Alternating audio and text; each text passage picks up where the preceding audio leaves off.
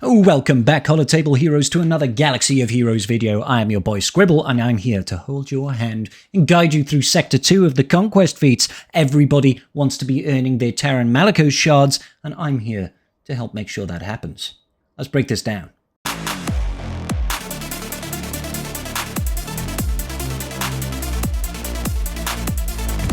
So give it up. My dead body. Alright, Sector 2 has got some fun feats, and it actually has a new boss featuring the Rancor. It's kind of a section of sort of Phase 1 and Phase 4 of the Rancor raid, where you have the Gamma Guards at the start, and then it transitions into the final phase of the Rancor. It's cool. I like it. What feats have we got? We have got the Inflict Purge 300 times feat, we've got the Foresight 60 times feat, 60 kills with Rebel Fighters, and win 14 battles with no attackers in your squad. Now, you don't particularly need to look out for any specific teams as you're going through for this one. That's because the bonus node over here is quite useful to us. We do have a respawning or reviving Xaereth Rebel Pathfinder that you can use to farm a couple of the feats. But, you know, like I said, as always keep an eye out for teams that have got multiple units. We're talking about our Empire that spawn with an additional one. If you've got anything like Geonosians, if you have Imperial Troopers in particular, Night Sisters can revive. My favourite is definitely the Imp Troopers. I'm just saying, over here, Imperial Troopers, like I said, they have got that unique modifier, which is Endless Ranks. It gives them 3 stacks of that, so when you kill them, they'll revive 3 times, and they also have an extra bonus unit summoned in. So that gives them a total of, 9 kills that you can get in one battle. It's very, very useful, and because we need to get 60 kills with our Rebel Fighters, it will be a useful endeavour for you. So try to get it, but most importantly, always try as best as you can to stick to the conquest path, the challenge path, sorry, the golden nodes, just so you get your extra choice options when it comes to the Jawa Scavenger, and make sure you give extra options when it comes to your data disk stockpiles. Alright, let's start breaking down these feats. Okay, so with this particular setup, we can get a number of the feats done at once. We have got ourselves Jedi Master Luke. Jedi Master Luke is going to be using his coin ability alongside Grandmaster Yoda and Hermit Yoda to pass kills over to Biggs Darklighter. Watt-Tambor will then just put the tank tech on Jedi Master Luke. Now, if you have the voluntary Vanguard data disk, you do not need Watt-Tambor. You can instead throw in One Last Jedi, just make sure it's not an attacker. And the idea is to constantly send turns to get the kills over to Biggs Darklighter. Biggs is, of course, a Rebel Fighter. He is a light side, so he can be targeted by JML's coin ability. We also have Grandmaster Yoda and Hermit Yoda passing Foresight, so we're double dipping into a lot of these feats. We're doing 3 feats at once. We've got the no attackers in this squad, we've got the Foresight, and we've got Rebel Fighters. So it's a very good setup here. I probably shouldn't do that AoE because it's basically going to kill everybody right out the rip. Let's go ahead and just do the Foresight here, and we can then just pass this turn over here. Lovely. And then there's an extra kill. And let's just do some of this. We can get an extra kill over here with Biggs Darklighter. Lovely jubbly. And that's it. Doing stuff like that, guys. Obviously, don't use that AoE right out the gate if you've got My Amplify Agony set up, but it does make it very, very easy to get these kills. We get the Foresight, we get the calls to assist using Rebel Fighter, triple dipping, and you can do that all the way along. I was just using the bonus node because I might as well earn some extra data cache as I'm showing you these tips and tricks. Other teams to double dip with would be clones. I'm using a Rex lead with 5's Echo, Tekken Echo. That's right, twice the Echo, twice the fun. Essentially, this will give you no attackers, but it will also work towards getting your global feats for winning with a full team of clones. I know it's not ideal setup here because obviously you're breaking up those 2 clone teams, because you could do a 5-0 first, maybe throw in Cody, and then you could do a full Bad Batch team, and that would be pretty good. But ultimately, if this still helps you along your way and helps you get just 1 or 2 extra wins there with no attackers, and also starts chipping away at some of your global feats, then all the better. Super easy, super quick to get the victories and kills like this. Again, I recommend just doing this as you're going through the nodes. Try to spread around that stamina generation so that you're not constantly losing battles, okay? You want to be able to keep everybody at about 60 to 70% stamina at the very worst, so that every fresh day, they're back up to 100%. Okay, another team that has got no attackers is going to be your Imperial Troopers, so long as you don't use our good boy Dark Trooper. And I know everybody loves Dark Trooper, but, you know, unfortunately he does happen to have the attacker tag. So if you just go in with a bunch of troopers that don't have attackers, thankfully, you know, all of these guys are support, you can go in and get a feat easily done with tremendous Imperial might without getting any attackers in your squad. Now, this is only something that I recommend as you're sort of going through the sectors. Just get 1 or 2 battles with your Imperial Troopers. Get some extra wins without any attackers in the team. They are going to kill one of our units apparently, but it's really not going to matter. Because as soon as we start taking turns, we are just going to start wrecking face. Wait for it. Here we go. I'll just strip back all of that. Start dealing a boatload of damage. And we'll start getting this train rolling. Now, there are a few people that are attackers in the Imperial Trooper squads. Those are like Dark Trooper, Death Trooper. So you can't use either of those, but you can use some tanks if you've got those available to you. And it looks like I've actually forgot to put my Volatile Accelerator data disk on here, which is kind of hampering my damage output. But that's okay. Go have to cheer it at the end. This is just on the bonus node at the end, guys, so it doesn't matter if we get our... if we get flawless victory here. Really doesn't. If I had the Volatile Accelerator, we would have just killed these guys in the first AoE, basically. But as you see, it's not really an issue anyway. And so yeah, I'd recommend maybe 1 or 2. The problem with the Imperial Troopers in general is that once they start losing stamina, a lot of their viability falls off because they really are dependent on getting that TM train rolling very, very quickly. Okay, so if we are looking to get the Purge feats done, in my opinion, the best node to find is a Starkiller node. We're going in with Grand Inquisitor and a standard setup of our allies. Now, I use this node here because Barriss has got a very useful ability to generate TM. And she also cleanses her allies. Now, the idea really is to try to make sure that we control Starkiller. They will take a lot of turns out the gate, but you should be able to survive without too many issues. Try not to get any sort of daze or anything like that on Xaereth. You need her constantly attacking and cleansing her allies of all that purge. It's quite likely that you lose the battle, but if all we're looking to do is farm up the Purge feats, it doesn't matter. All we're looking to do right now is get all the Purge. Now this over here, let's have a look. Damage all enemies, accuracy down, burning for 2 turns. Jedi with this ability are blinded and burning, which can't be resisted. We might as well get a bit of blind and burn on Barriss. Let's go ahead and throw this around. That's going to get us more stacks of that Purge, thankfully. And then I'm going to torture Starkiller. Don't like him at all, so we want to control him if at all possible. Lovely. See that cleansing? Do not use this AoE over here. You don't want to use the AoE because you don't want to inadvertently put daze over there on Barriss. You want to keep her rolling. That's just basic here. I'm going to try and build up those Purge stacks. Okay, Starkiller has died once. I'm sure that our girl Feats over here is probably going to revive her. See what happens when we give the old shock and the ability block there. Lovely jubbly. And basic, we're just waiting for Barriss to be gaining all that TM. This AoE over here dispels all debuffs, equalizes the health and protection. We put ability block and vulnerable for 1 turn on the team, which is okay. So let's throw that out. Lovely. Okay, she's gone. Now we just don't want to deal too much damage, if at all possible. Come on, Xaereth, take your turn, honey. There we go. Nice bit of revive there. Not revive, recover. And then we just want to do basics and such to generate TM from Barriss. Look at that heal. Lovely. Lovely jubbly. I find this a good way of generating quite a bit. Look at all this TM she's gaining. Quite a bit of the Purge feats for us. You see, gaining a little bit more. I could probably get away with an AoE. If at all possible, try to make sure you've got absolutely no data disks that could cause you extra damage. I think I've still got 1 Amplify Agony running right now, which is probably slowing me down. But using this sort of thing, you can generate quite a lot of Purge in any given battle, and you can still win the battle on progress. So if you find yourself a Starkiller node, they are very useful for farming Purge. But if not, just end up going up to the back end over here, guys. Go over to the back end and you can still farm the Xaereth Rebel Pathfinder. You could even probably do it with some sort of EP lead, using the likes of 9th Sister, using the likes of anything but 5th Brother, really. I find 5th Brother just tends to loop TM, and that way you can't really cleanse off the Purges on the enemy. So they'll have a big stack of attacks at the moment. You can see we've already generated quite a bit of Purge across the board, which is nice. And they're cleansing themselves, which is lovely. I'll throw this out. You don't really want to kill anybody. If anybody you're going to kill, try to make it be Xaereth Rebel Pathfinder whilst he has a debuff. Let's go ahead and let's just do an AoE here. Lovely. Yeah, we can do a Zapity. That's probably not a good idea. Okay, he managed to get the buff back anyway, I think. Let's just basic here. Lovely.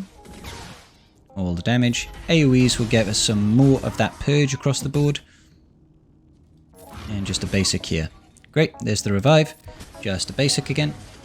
He's got those buffs, so while Xaereth Rebel Pathfinder has buffs, he is obviously going to revive when you kill him. Just make sure you don't kill him with that first special from 7th Sister, because that will mean he will have his buffs cleansed and you won't be able to revive him.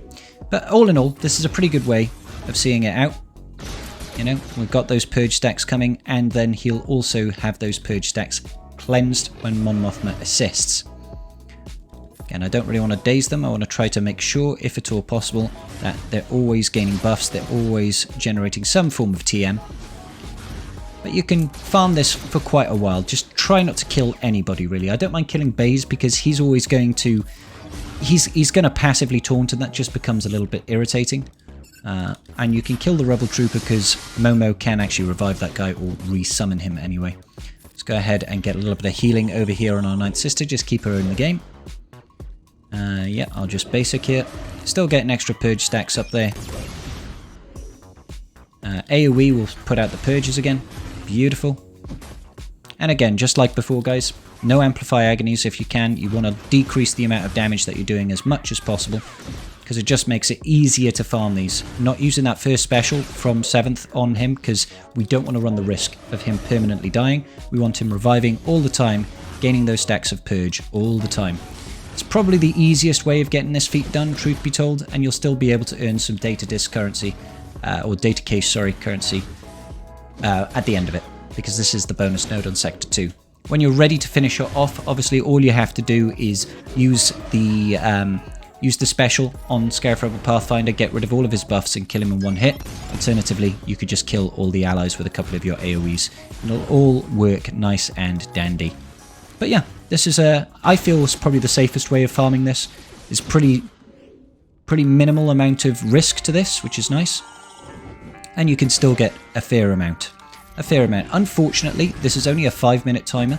Previous boss nodes and bonus nodes, I believe, have had a 10-minute timer. I might be wrong on that. So you can't farm it as much as you'd like to, but it's certainly quite easily farmable. Alright, so to save myself some trouble here, I'm just going to finish off this battle. You get the gist of how you're supposed to be doing this. It's pretty straightforward and pretty easy to get done. So let's just finish this off. We'll throw out this bomb. Lovely jubbly, and I'll start focusing on someone like Xaereth. Zap him out. Lovely. Let's go ahead and kill Xaereth Rebel Pathfinder, and let's deal with Bistan. Lovely jubbly. Easy ways of getting the Purge feat done. So we've done Foresight, we've done Rebel Fighter kills, we've done Purge as well. Easy money. There we go. We finished off our Purges with that particular battle. Isn't that lovely? We still got the boss feats to do though.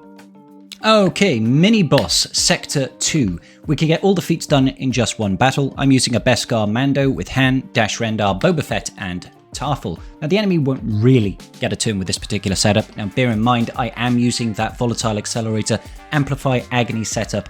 With that particular data disk setup, which is my favorite and go-to, Bam and Dash with Han and Chewie, absolutely phenomenal. Now, we're not using Chewie here because we don't actually need him, because if you have a look, we just kind of wreck face.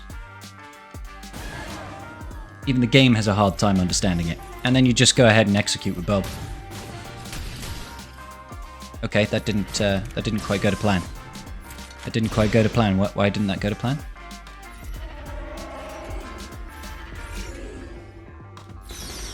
Whistling birds? Whistling birds. I was expecting the Bob execute to kill her.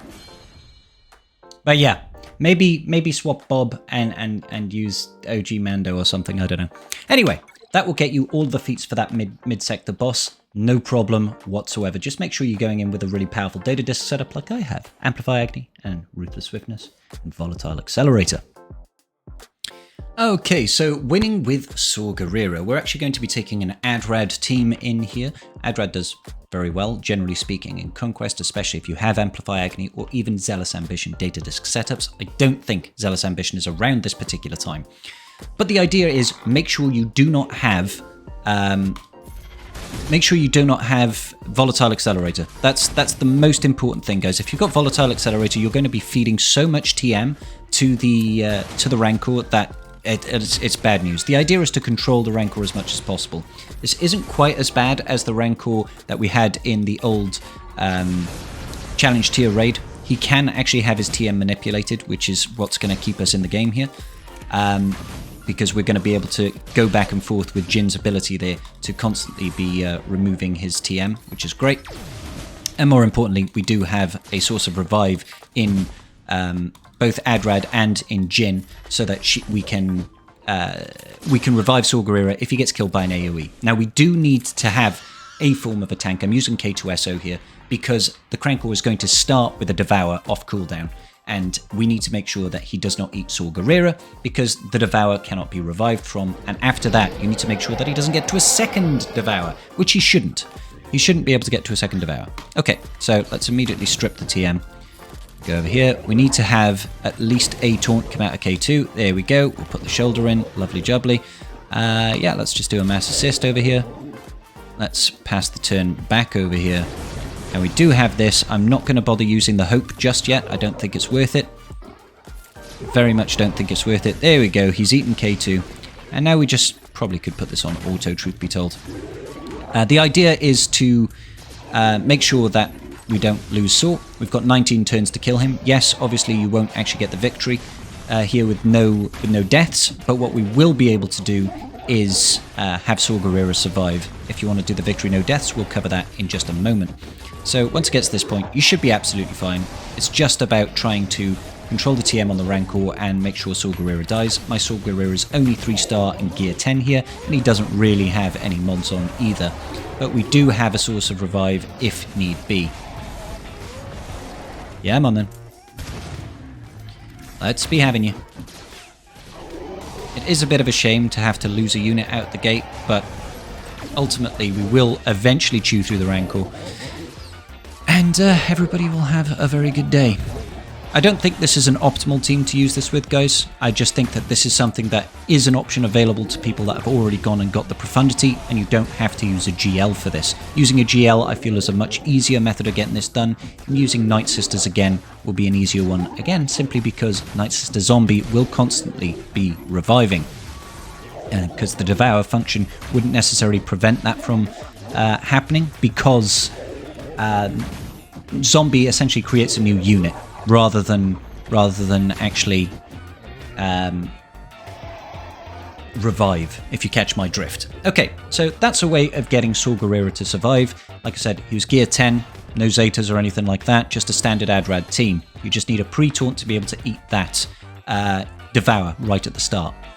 Okay, so for the boss node, we need to win with a full dark side team, and we also want to try and get that 3 stars. Now, the issue with this is that the Rancor starts with a Devour that you can't revive from.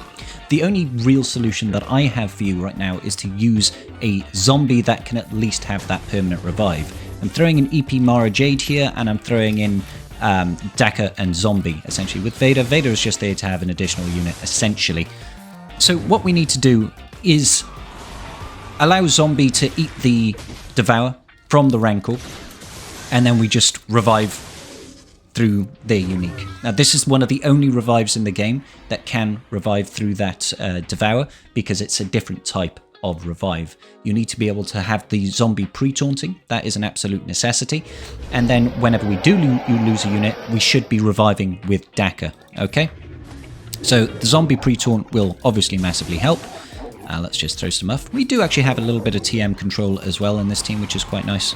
Let's go ahead and try and get that speed down. Lovely. Speed down is always nice. Let's go ahead, go into our Merciless Massacre here. I'm not going to throw the Culling Blade because I don't actually want to get rid of that speed down right now. They eat the zombie immediately comes back. Perfection. Perfection. That's exactly what we want to have happen. And then we get back with zombie.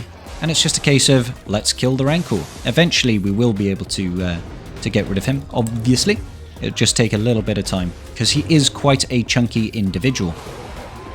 Quite a chunky individual, which means we are going to have to take some time in dealing with him. Zombie revives, once again. Lovely jubbly. Now, you could also not use Vader, I guess, and throw in the likes of Wat Tambor to just make sure that this zombie is always going to have some form of taunt. Unless, of course, you run out of protection. Now, my zombie is only gear 10. Quite literally, oh, I should have gone into Merciless Massacre there. I quite literally took him from gear 4 to gear 10 today just for this particular battle to deal with this Rancor. The other way of having this this victory without losing a unit per se is to TM control the Rancor so much that he never takes a turn, and that's entirely possible with a Rebel setup, but you do need to have some additional form of TMR through your data disks in my experience. So having something like your Unstable Decelerator or even the purple data disk War of Attrition should be able to get this done. A little bit easier to stop the Rancor from ever taking a turn, essentially. And eventually we will chew through. I'm not concerned that... I don't think the Rancor will reach a second Devour. I think we should be absolutely fine, and that should never happen. He's slowly dying. Let's just go ahead and do that. The stuns are a little bit inconvenient, obviously. Let's go into Merciless. Let's chuck this on him. Unfortunately, of course, he can't be ability blocked.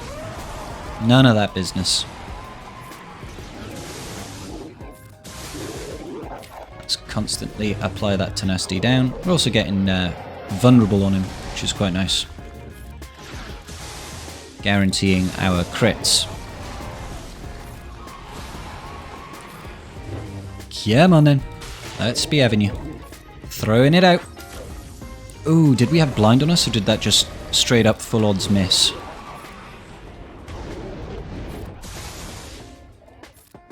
If you are going to use Culling Blade, make sure you use it whilst you are in Merciless Massacre as well, because you want to make sure that if you're going to be using it, you want the full benefit of Merciless Massacre. Go ahead and throw that out. Throw that out. Go over here. Let's try and throw it now. Not quite enough damage there. Let's throw this out. Nearly got him right now.